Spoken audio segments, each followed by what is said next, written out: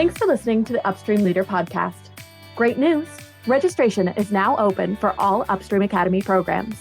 Whether you're developing future leaders or strengthening your firm's culture, there's something for everyone this year. This includes our Leadership Academies, NMA, ELA, and APA, the Career Development Series, our 25th Anniversary Headwaters Conference, and more. Help your firm grow stronger and more effective, and get the best deal by registering before January 1st when prices go up.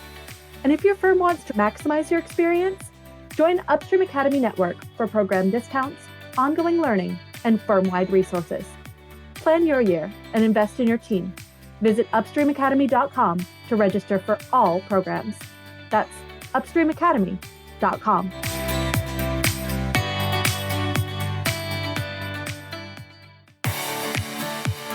Maximize your accounting career by becoming high yield and low maintenance with the Upstream Leader podcast. Your passport to improved knowledge, skills, and career potential. Stay tuned for insights, expertise, and thought-provoking discussion. And now, here's your host, Jeremy Clopton. Hello, everyone, and welcome to the Upstream Leader. My name is Jeremy Clopton. We're going to have a fun conversation here today on the heels of our last episode, which was all focused on physical health as a leader. Today, we're going to talk a little bit about loneliness as a leader and how do we overcome that? How do we use community as leaders to make us better at what we do? And for that, I have the founder and CEO of Quaid with me here today, Mark McFatridge. Mark, good to have you on the show. Jeremy, man, thanks for having me. I'm looking forward to it. Absolutely. I'm looking forward to the conversation. I think that community is one of those elements that we sometimes take for granted. I think those organizations that are in person just expect that they have it. But what we know is we've got to be much more intentional to create community than most of us would probably admit. But before we get there, I'm going to start this show off the same way I start every episode. How did you become the leader that you are today?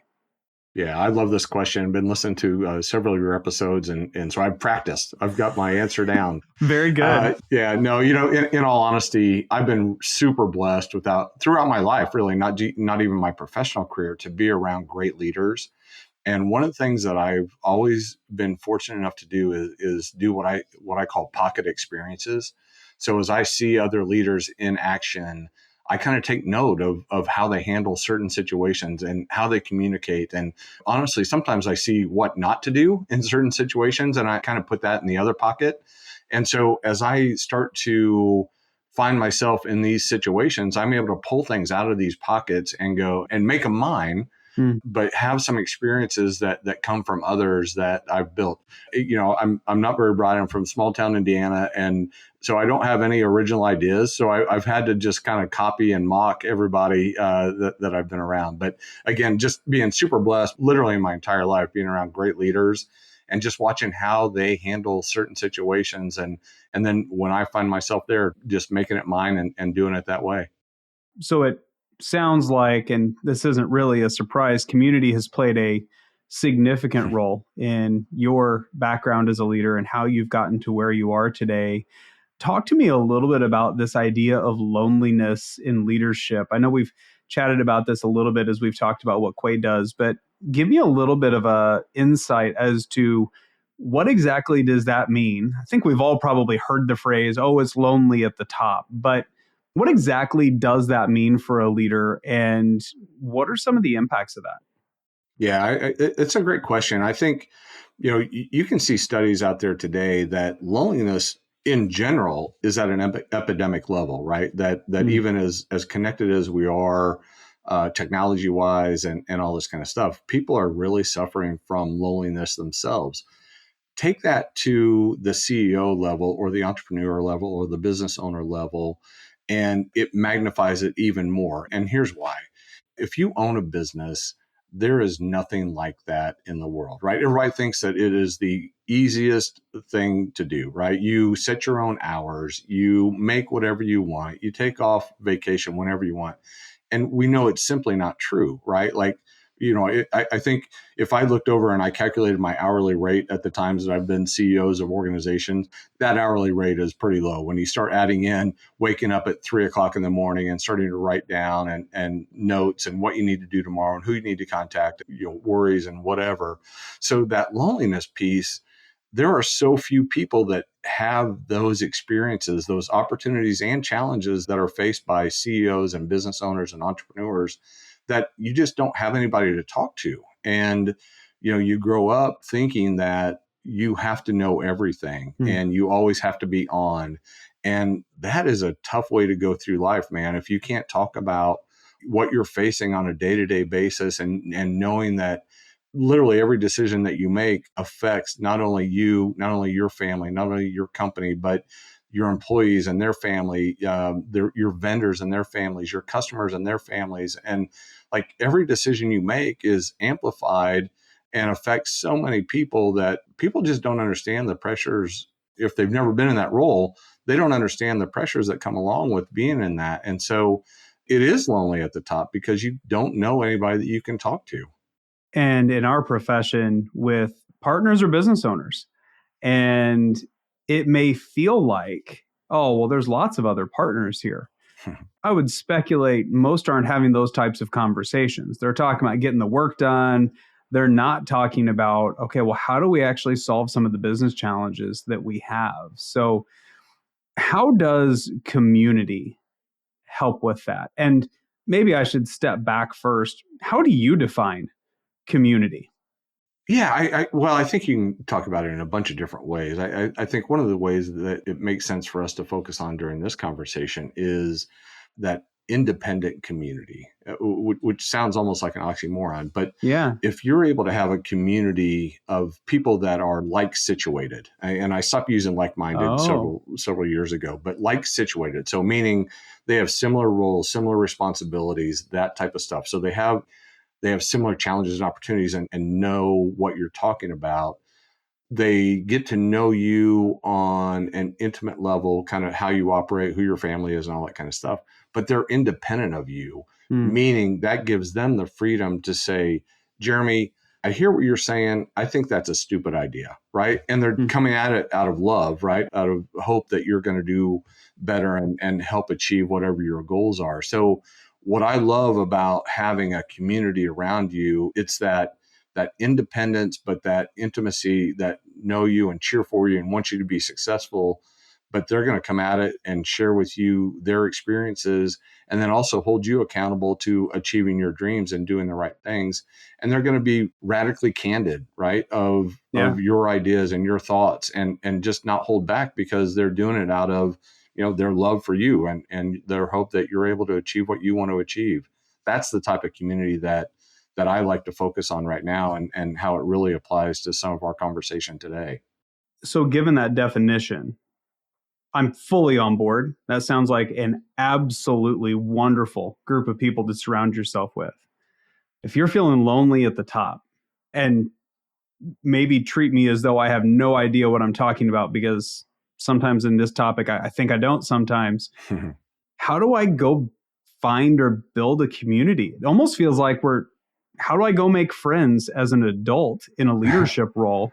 Because that's kind of what it feels like. And in my mind, it doesn't seem like it should be that hard, but it feels like it's really challenging. Help me understand, how does one then go build that exciting group of individuals, that community that you just described, if you're feeling in a place of loneliness? Yeah, well, I mean, start with your organization, right? Upstream Academy does this, right? I mean, you're bringing together like situated people. And so I think that's a great place to start. I believe you don't have necessarily competing organizations, so people can come together and talk fairly freely. I think if you start to take that at a different level, right, you need to start going to where people that are like situated hang out. And certainly chambers of commerce in local places. Sometimes that gets a little bit squirrely just because you've got people in the same market and all that kind of stuff. And you don't always want to feel comfortable sharing your dirty laundry and that kind of stuff. But, you've got to start fishing where those people are. And, So, places like Upstream, other associations, state CPA societies and that type of stuff for your industry, chambers of commerce. But, there are a ton of organizations like Young Presidents Organization is a worldwide organization that I've been a member of for, gosh, I just started my 19th year, which tells you how old I am. But that's an awesome organization. You've got requirements that you have to meet to do that.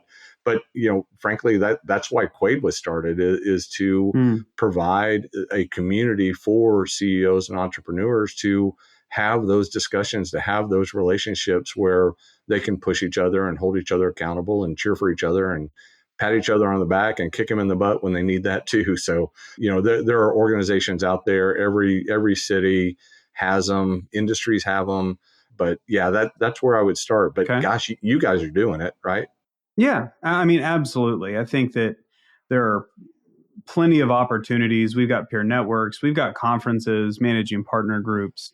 And maybe I'm thinking more for those folks that aren't in those already, or their organization says, I don't know that we need to invest in community. And they're trying to figure out, okay, well, if I don't want to, this is going to sound perhaps bad, but if I don't want to pay for community, which don't get me wrong, if you're in any of our programs where you are doing that, I would encourage you. It's a great thing. You should keep paying for community.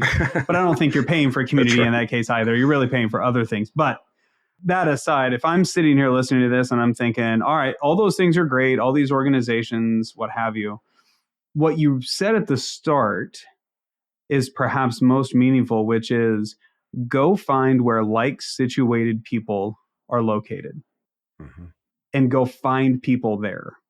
And for any leader that's listening in, if you're thinking, well, I can't do YPO, I'm not a president, I can't do Vistage, I don't want to do this, I don't want to do that. First and foremost, figure out, what do like-situated people look like? Where are you at? And then go find them. You run communities at Quaid. They're called circles. We'll get into that in just a little bit. But in your experience there, so you bring like-situated people together. It's one thing to bring them together, put them in a group and say, hey, you're now a group. That doesn't mean they've got the foundation of trust to really get the benefit of the community yet, because, hey, we just met each other and, some guy named Mark said we should all fit well together because we're like-situated. That doesn't mean that I trust the person next to me well enough to actually air my dirty laundry and get meaningful feedback. When you get a community or you get a group of people, let me say it that way, you get a group of people that are like-situated, what's required to build community? What are the steps? Man, I love that question. Yeah, this is a really great question. So for it to be really beneficial, right, as opposed to just being 10 people that hang out and grab lunch once a month, right? For it to be really beneficial, you first and foremost have to establish trust. And once you establish trust, and I'll come back and kind of walk you through how we try to do this. But once you establish trust, that allows you to be vulnerable, right? Once you know that, you've all signed your NDAs and everything that we talk about is confidential for life, that's a great first start.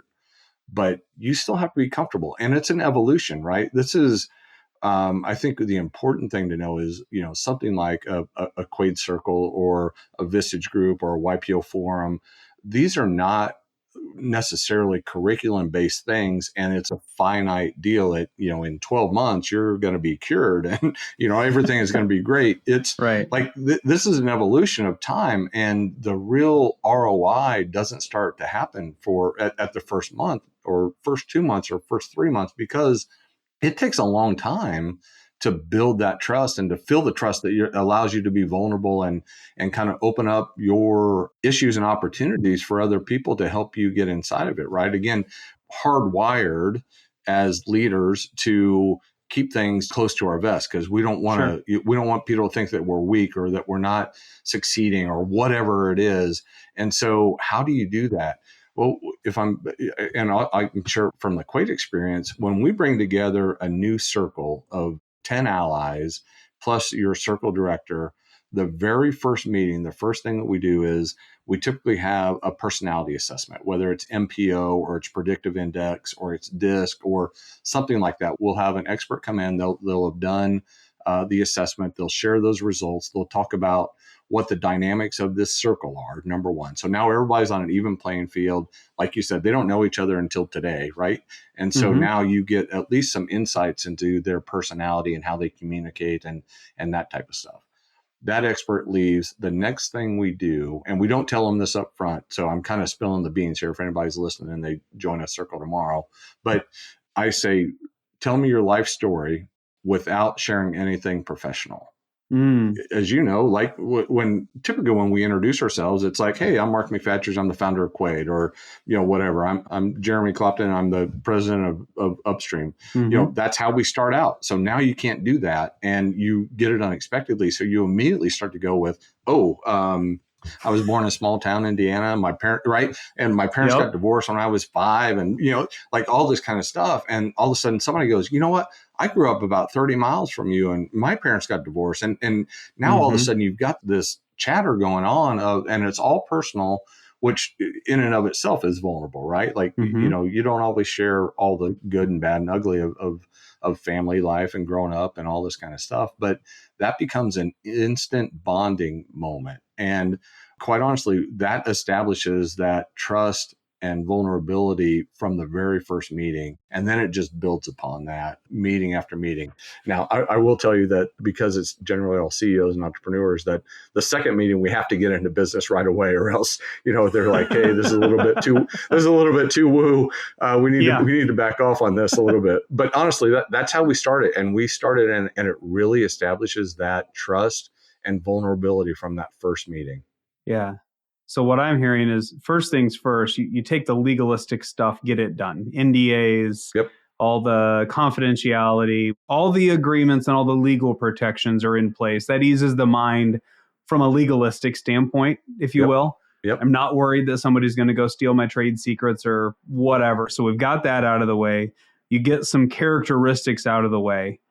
But then what I hear is you essentially strip away the protection that is title and all of the kind of the facade that we put up that is our standard business bio, which keeps us from really having to say anything at all. We say something, but we don't say a whole lot. Like you go look at a bunch of CEO bios from the professional standpoint, there's going to be some similarities there. You're not going to find much out. So you all essentially say, nope, we're taking that veneer off and we want to know about you as the person, because that, it sounds to me, helps to expedite the trust building. It doesn't shortcut it, but it jumps right into the personal vulnerable side of it. Is that the idea behind that? Is, hey, let's strip out the protection and make you get serious right away? It does that, number one. And then number two, it also reinforces why we're together. So one of the things that we focus on in Quaid specifically is the whole person, right? We recognize that work-life balance doesn't really exist, right? It's really work-life integration. And so if all you're going to do is come in here and talk about, your forecast for next year and blah, blah, blah, and all this kind of stuff, important, sure. Could you not get that other places? Yeah, you certainly can. Sure. But again, reiterating and going back to how we started this conversation about the loneliness at the top, that loneliness is, you can have conversations that center around, look, I'm looking at making an acquisition. I just got an unsolicited offer to buy my company. The person who I thought was a CFO is really only a controller. How do I deal with that? But you also could say, we just discovered my daughter's an alcoholic and I don't know how to deal with that. I think I'm on the verge of divorce. How do I handle that? My parents are aging. We're looking at succession planning, but my sister and I don't get along. We're going to fight. Like, those are real world things that fall in addition to all the business things. Those are real world things that fall on a CEO that, again, when you add them all together, not the average employee does not have to deal with all those things at the same time. Yeah. And so getting back to your thing, yes, it starts to bring in the trust and vulnerability, but it also says, guys, it's okay to talk about your personal life here, because that's going to weigh on you as much as anything else.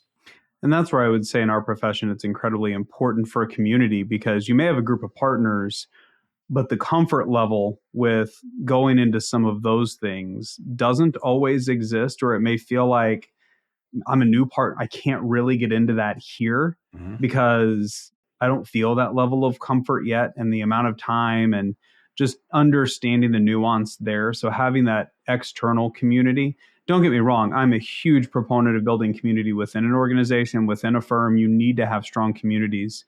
I view this conversation as, how do you find community outside the walls of your office, outside the walls of your home? Because I would say that for many that are in leadership, at least my experience is, if you don't have somebody to talk to about these things at the office, it's probably going home with you. And you're having the conversations, but you and your spouse or partner or significant other, whoever it may be, if there is somebody there with you, there's probably a general understanding that they can listen, but they're not going to be able to help if they haven't been in that same situation. So it's not that that's not helpful. It's not that having partners in the office isn't helpful. It's that we all need to find a community to be our sounding board and really to be our friends, to help us through the things that we can't discuss with others, because we don't have that like situated group that can help us through it in a holistic way. Is that fair? Yeah, no, that's exactly fair. And I'll take it to maybe even another sideboard on that of, let's say that you're one of a handful of partners in a CPA firm, and you have your eyes on becoming the managing partner at some point, but so do 4 other people that are about your age. And you start to have some personal challenges, whatever those are. Do you want to share those with those other 4 people, even if you have a great relationship and when you theoretically could be competing with them for that next level? Do you want to give them an opportunity to do that? Because they're not going to be independent, right? I mean, They can't, because they're thinking about themselves. So that's obviously an extreme example, but it's true. Same thing if you're the CEO and you have a board of directors. If you have some things that are coming down the pike, whether it's personal or professional or whatever, if you haven't had the opportunity to sound them all out, do you want to go to that board of directors first, as opposed to going to this group of peers, of like situated peers that you can go, hey, I'm thinking about this. I feel pretty good about it, but man, could you help me kind of refine it? And how can I take this to the board and getting those insights? Your group may say it's perfect as is. It could be, dude, I would not share that at all. Let's figure out how to do that, right? Or let's touch it up here. So that's why it's so important to have those outside, independent, like situated folks that you can bounce stuff off of. Yeah, it's not really replacing the internal relationships, the internal communities, but in a way, it's almost like having your own personal board of directors that's independent, but like you said, like situated, that can help you navigate that and navigate the loneliness, so to speak, at the top. Yeah. By the way, once I get this recording, I'm going to cut that out. I'm going to use that as an ad. That was perfectly done. Thank you. You're welcome. I do what I can. Let me shift gears just a little bit. So We've got a lot of leaders in our profession that are advisors. They work with a lot of their clients, and they're probably a bit of an outside sounding board for the CEOs of their organizations. And this is something that you all at Quaid are really uniquely situated for, it seems to me. Help me understand, how does a leader go about creating a community for a group of their clients? So let's say there's a partner that's running a construction practice. She's got 12 phenomenal construction companies, like situated, non-competitive, great leadership, CEOs. How does she go about creating community within her client base? Or is that even advisable? No, I think it's absolutely advisable. I think if you look at it, who better than a CPA and especially partners in a CPA firm who have a really solid book of business that are interacting with these folks?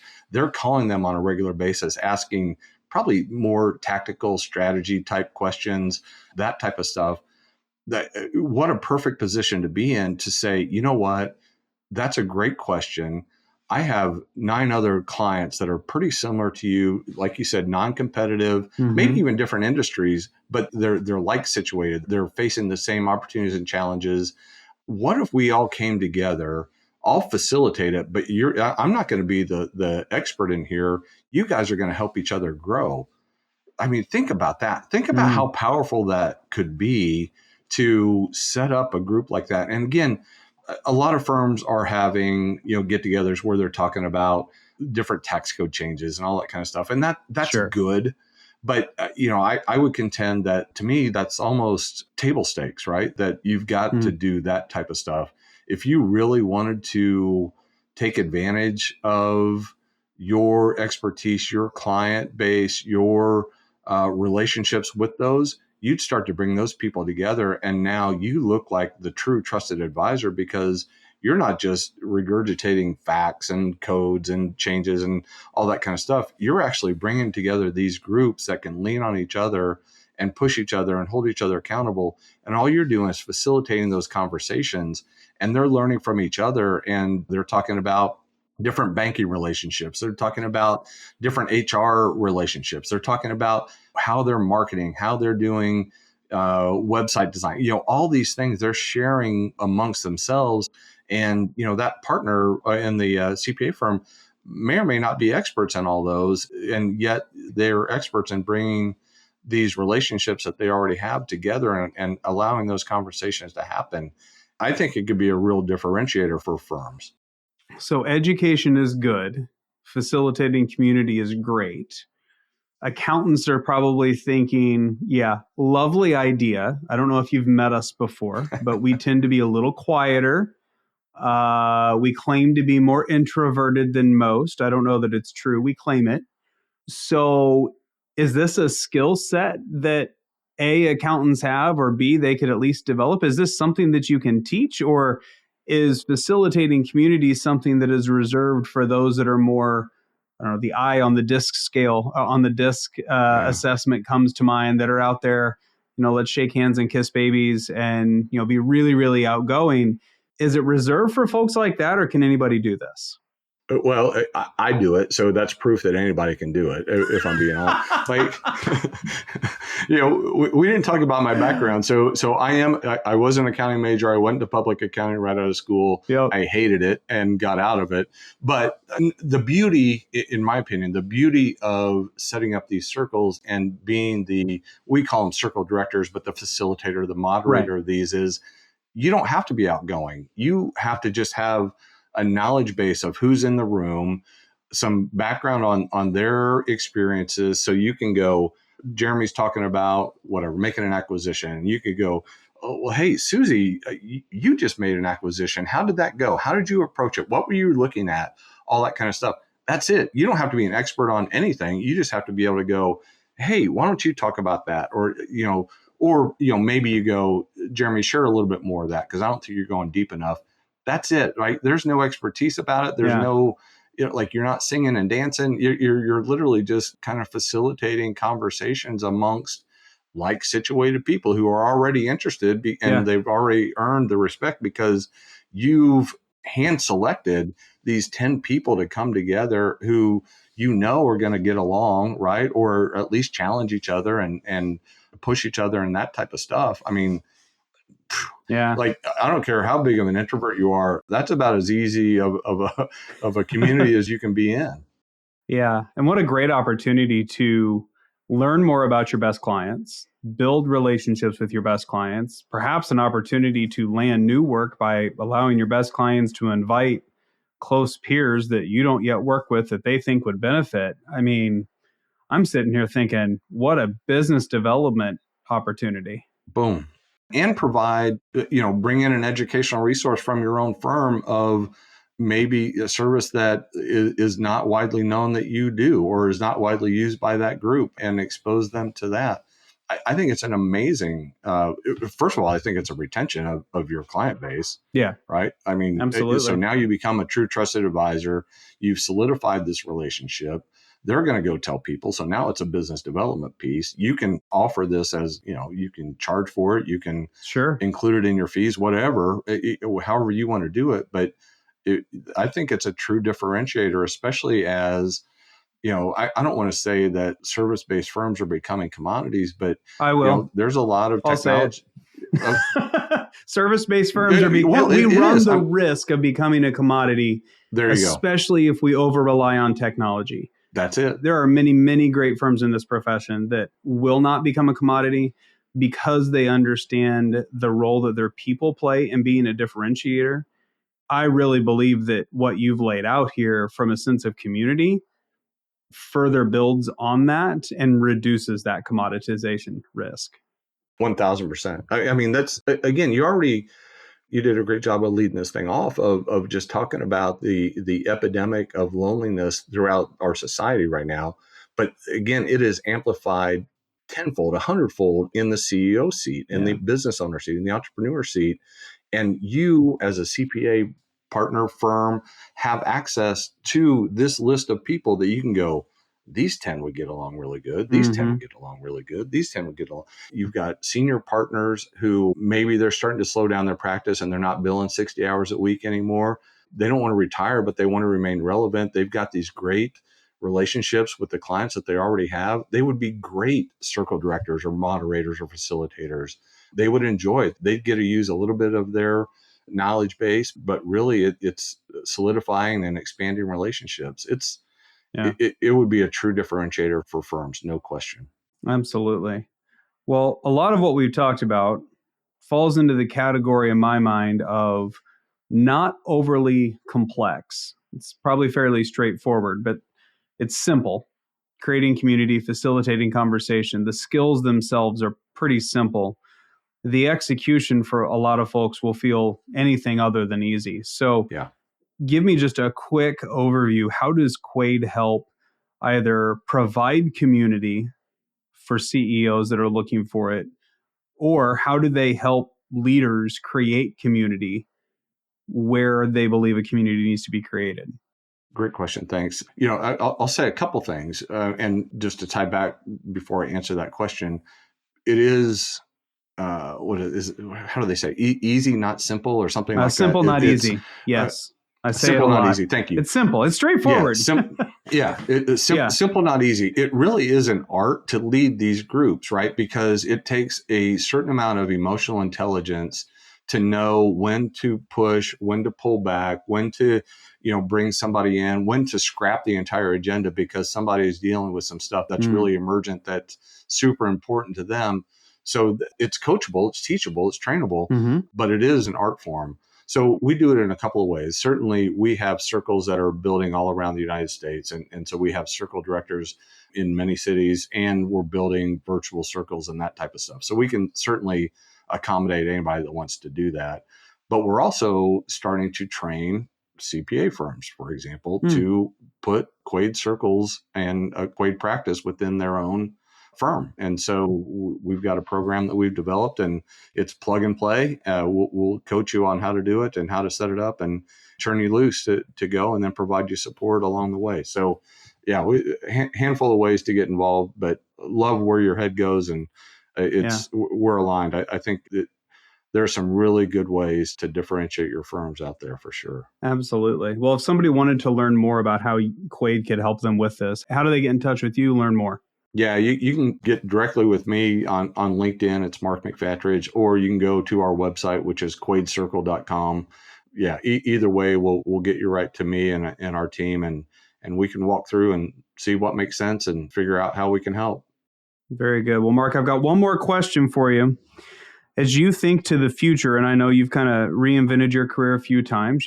As you said, you started in public accounting, you led some financial institutions. Now you're creating community. As you look to the future, who's the person that you're looking to become? Who's the future Mark that you're trying to evolve into? Wow. Jimmy Buffett's got a song, something to the effect of growing older, not up. And I strive to do that. I want to have fun in everything that I do. I like to enjoy life. We work hard, we play hard, we do all those things, but I just want to make sure that I stay young for the rest of my life. And that means just having fun and doing things that I want to do. We've got a person in one of my circles that says if it's not a hell yes, it's a hell no. And I want to do a lot more hell yeses, right? I love it. So that's who I want to become and feel pretty good at the start that I'm on. That's outstanding, Mark. Thank you so much. And thank you for joining me today on the show. I've really enjoyed it. Jeremy, it's been a blast. Thank you for the opportunity and really love what you're doing with Upstream. It's really impressive. I appreciate it. Thank you. Thanks for joining us on the Upstream Leader podcast.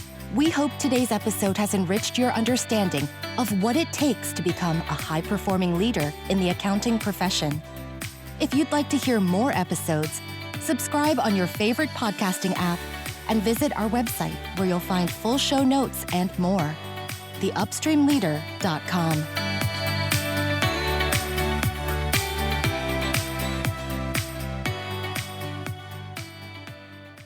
professionalproductions.net